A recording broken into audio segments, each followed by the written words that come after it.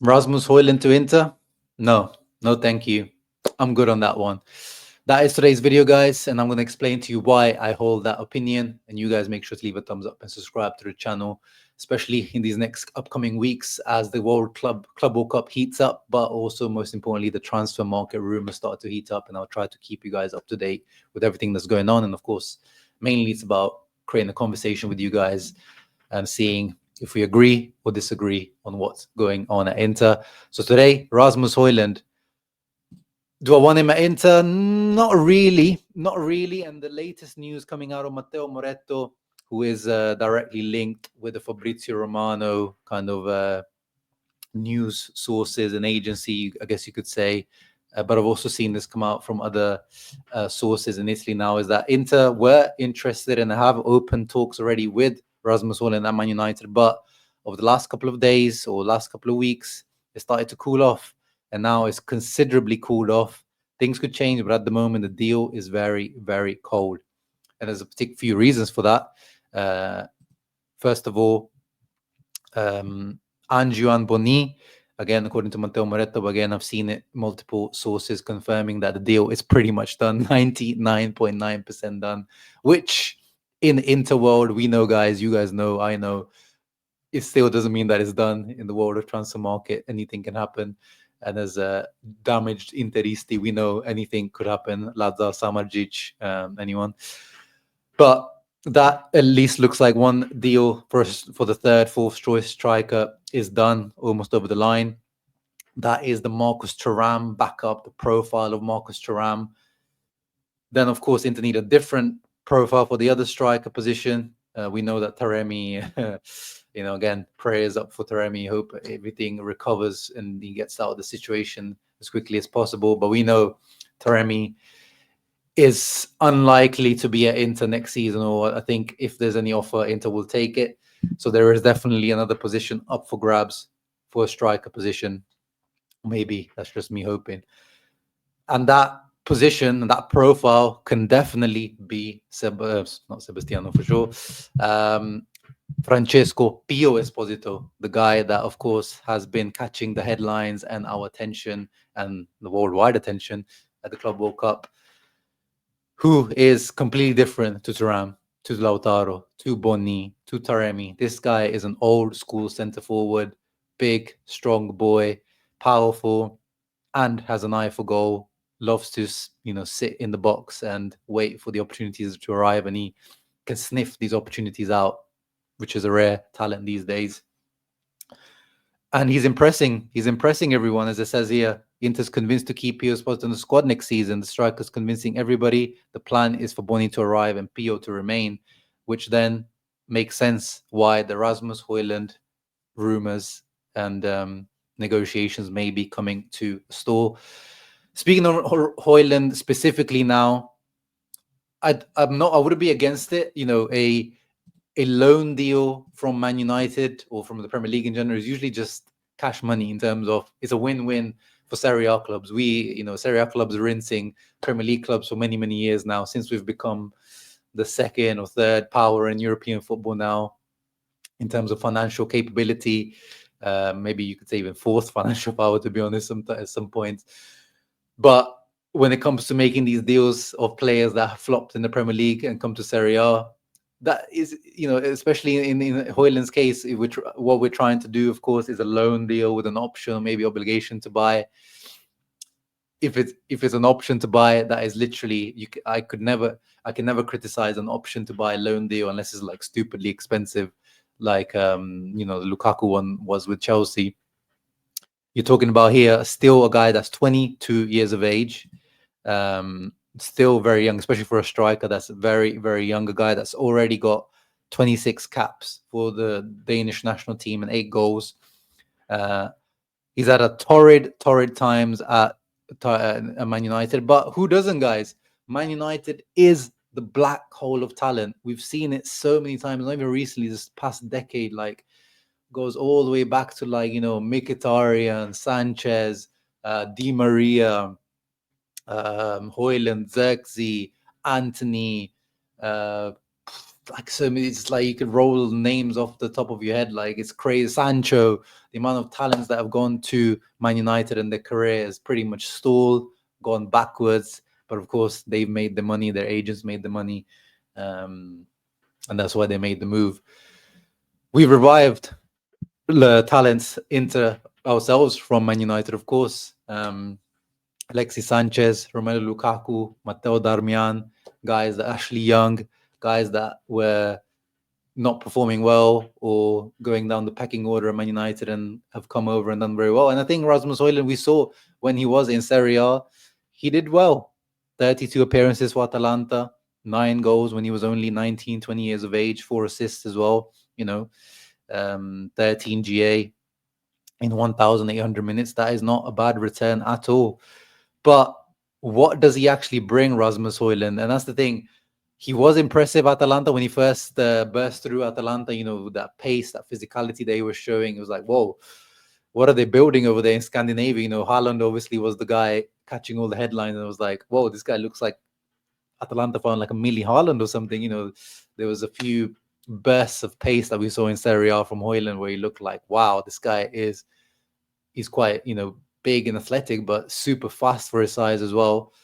But then outside of that, I've posted in my second channel. If you guys check it out, I've put it in the description down below.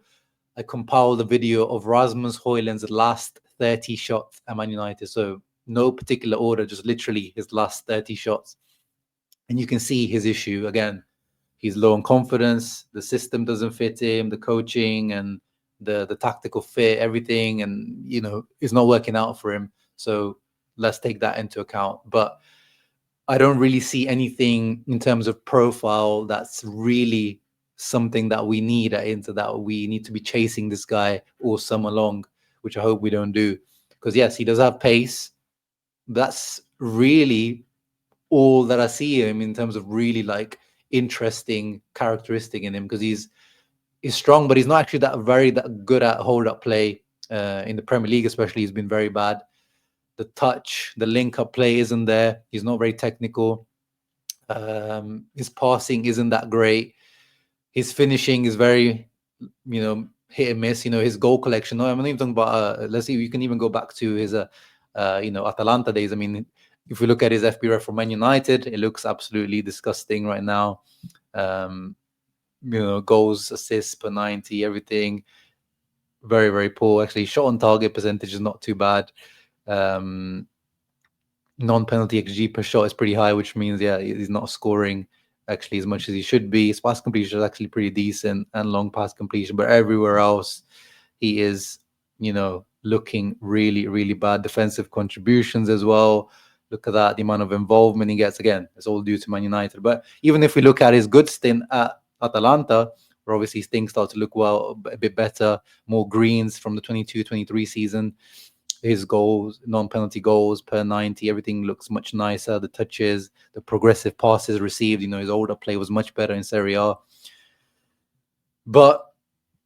And his shooting was a lot better and more on target. But when you look at his actual goal collection at Atalanta, not really impressed, to be honest. A lot of, tap-ins, a lot of, scruffy goals at the back post, which again is nothing bad for a striker. But if it means bringing in this guy on loan and this takes away time from PIO ESPOSITO to develop, I say no, because we have our 2 starting strikers. That's the thing, if we're bringing in as a backup striker, you could argue that we need someone a bit more established to step in for when Thuram and Lautaro aren't there, because we saw the issues we had last season with Arnautovic, Correa, and Taremi. 3, in theory, more established strikers, or maybe not Correa, but Arnautovic had some pedigree before. When we signed him from Bologna, he put up a couple of good seasons at Bologna goal scoring wise. Taremi, we know he put up 4-5 good goal scoring seasons at Porto. It didn't work out. This season, it looks like we're opting for the opposite. We're opting for 2 unestablished names. One, Boni, that scored 6 goals. That's his highest scoring goal scorer last year. And the other one scored 18 goals last season, but that was in Serie B. So it's the opposite direction. But I think it's a direction change that could help Inter. It will be two guys that will be hungry, looking to make an impression, obviously earn new, bigger, better contracts at Inter, establish themselves in the French national team and the Italian national team. And I think that's the way forward. Rasmus Hojlund maybe could be a good fit with Kivu. I don't know. That's the thing. I think under Inzaghi, it was very much more. I was in favor of these types of moves, especially because he seems to have a good track record as a former striker. Inzaghi himself, when he developed Immobile, at Lazio, and we've seen how Lautaro and Thuram have developed under Inzaghi as well. These types of moves. And the Kivu, that's still up for, we don't know how he develops strikers and things like that. And if he isn't a specific request from Kivu, he's in Boni, someone that already has worked with Kivu. Yeah, I'm not really too keen on the whole Hojlund move. Again, if it does continue, the rumors continue, and again, it's a cheap type of loan. His wages aren't too high as well. 2.5 million net is pretty, that's a pretty standard wage at Inter that Inter can easily match.